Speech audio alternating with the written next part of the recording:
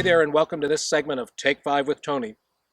Around 30 years ago, Wendell Berry wrote an essay called Solving for Pattern. It's a wonderful essay, one of my favorites of many brilliant essays he's written. And in it, he makes a very smart argument about how so often our solutions to problems, agricultural problems, economic, social problems, create more problems than they solve. Maybe they fix the thing we were originally trying to do, but they create additional problems that can be bigger and more complex and difficult to solve. A good example is herbicide use for weed control.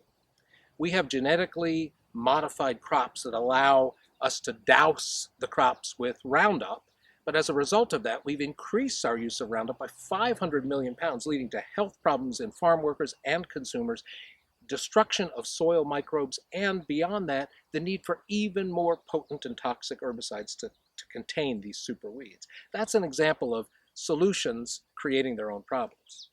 By contrast, solving for pattern, as Wendell calls it, is the idea that we look at the problem and try to understand where it fits in to the ecosystem, to the relationships, whether they're ecological or social. Well, here on our little organic farm, we are trying to solve for pattern. And we're going to look at 3 examples today of how we do that. First is in our field 3. This is our field with the lowest fertility and lowest organic matter. So for the last 12 months or so, we've been in a continuous cover crop rotation. And what we've been doing, starting a year ago, we had spring oats that we planted. And that spring oat crop grew up, it smothered weeds, and then when we tilled it in, we planted millet and cowpeas, 2 heat-loving summer cover crops. They went until about late September, and then we tilled those in and planted the crop you see now, rye and crimson clover. That continuous rotation has choked out many, if not most, of the weeds in this field and is building a much richer, looser, better soil underneath of this field. We're solving for pattern. Now let's go look at another site.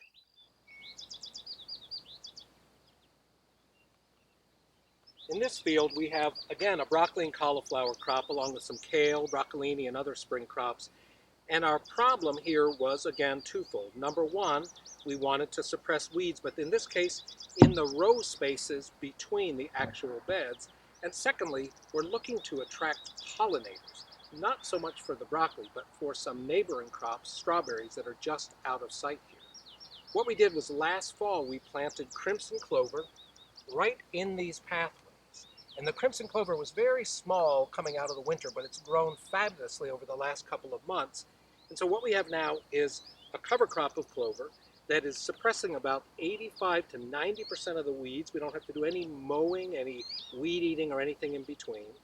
And amazingly, it's attracting honeybees by the hundreds and hundreds, honeybees which then will turn around and pollinate our strawberries and our other spring crops that need pollination. So again, solving for pattern rather than solutions that create more problems. And our last example of solving for pattern, an old-fashioned solution, which is a mulch. This late planting of broccoli needs cool soil. Broccoli doesn't like the heat. We've put on a thick mulch that will keep moisture in and weeds out. But here's the little tricky part. This mulch comes from one of our cover crop fields. Just a very, very small part of it, scythed and then brought here and laid down. So instead of having to buy straw that often has weeds, we had our own mulch, a rich rye and clover mulch that we have created and used to good effect. That's another example of solving for pattern. Thanks, and see you next time.